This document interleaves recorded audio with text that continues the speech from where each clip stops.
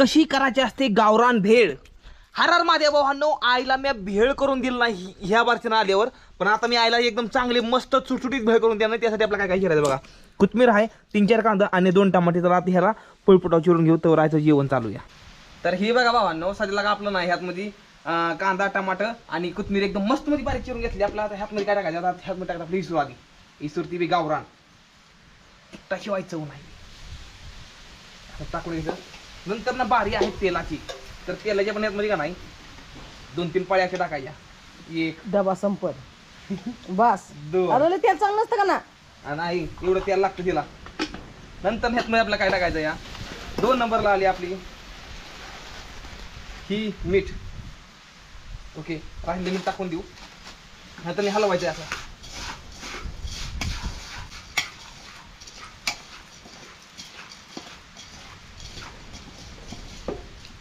हे असं दिसलं का तुम्हाला? आता ह्यातमध्ये आपल्याला ना आता टाकायचं ह्यातमध्ये पाणी, असं पाणी टाकल्याशिवाय ना ती एकदम मुरून एकदम चव सगळी मिक्स होत नाही।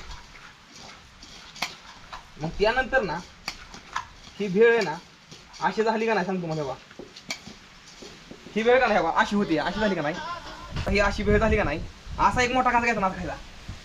हो वा,